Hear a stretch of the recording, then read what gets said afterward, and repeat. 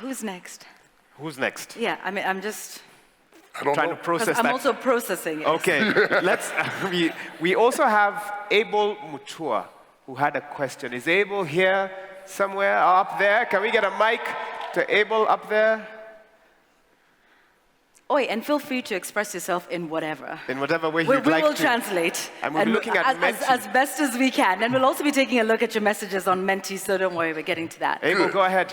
Yeah, first of all, hello Bishop, how are you? Hey man, what's going on? My name is Abel Mutua, Creative Director, Affiliate Productions, but I'm here on behalf of Safaricom Blaze. And I have actually two questions. Unemployment in Africa is a nuisance. And we find ourselves very tempted to tell these people, yo, if you cannot find a job, why can't you be an entrepreneur? And it really pisses them off because, according to them, entrepreneurship is not just a low-hanging fruit that you pluck and just go with it.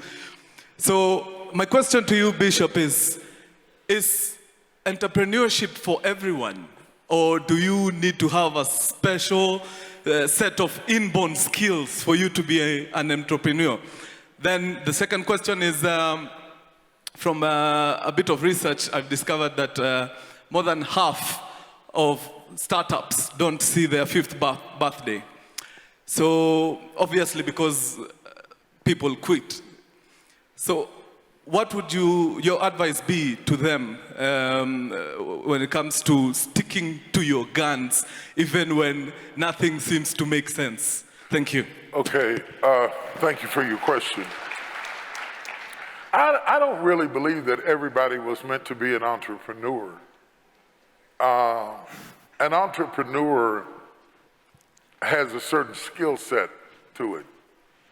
And if you don't have a passion for it, you shouldn't do it. There's a certain personality profile that makes a great entrepreneur. It's like leadership classes. When you teach leadership classes, the building is full. But if you teach a fellowship class, nobody will come. Because all of us like to see ourselves as leaders. But my question is, if all will lead, who will follow? The following isn't the diminishing of an idea. It is the fulfillment of an idea. Some people were called to serve other people who lead. And if you are that kind of person, you get fulfillment before you get money, because getting money is not enough for you to spend your life for, because money costs your life. I also want to be where I get more than money. I want to get fulfillment. If you get fulfillment from helping somebody, you should not be leading. You should be helping. Half of the people I hired started out as volunteers. If you can't get hired, volunteer. And make yourself so indispensable that you end up hired. Because you can make yourself valuable. Now, the whole onus of this question doesn't rest on you. It rests on your government. It rests on your leadership. Because there are people in this room that it is their job to bring jobs to Nairobi. And if they don't do what they're supposed to do, it affects you. That's why voting is important.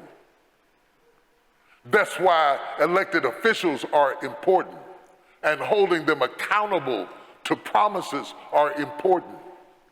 Because if you don't help put me in an environment to win, no matter how good I am at leading or following, if opportunities are not in my area, then I have a problem. Then I have to move to another area to get opportunity. But you shouldn't have to leave the place you love to feed the people you care about. So this is a collective effort. You remember my 4 prongs to the table, the 4 legs to the table: the elected official, the spiritual leader, the CEO, the community leader, working in tandem to lift the community. Those 4 things are important. Here's where the dysfunction is. A lot of times these 4 legs aren't talking to each other. And we have to change that, not just here, all over the world, because until that happens, middle class people suffer. And they fall into poverty because there is not a strategy amongst people in power, not just elected officials, they can't do it by themselves, not just spiritual leadership, not by themselves. Because if you get the elected officials doing it by themselves, they're working to bring in positions of which you can't find people to fill. And if they're working by themselves, there's not spiritual leadership to say that integrity matters. But church leaders can't do it by themselves, because if you do that, you get a bunch of people who are having all-night prayer, but all morning misery. So you pray, pray, pray, pray, pray. This is not just a job for God, this is a job for us. So the collaboration of all of these 4 things around you are important. And if you can't do anything else, you can vote. And if you don't get what you want, you can complain the roof off. And you're good at this, so I know you can do it. Until you see change.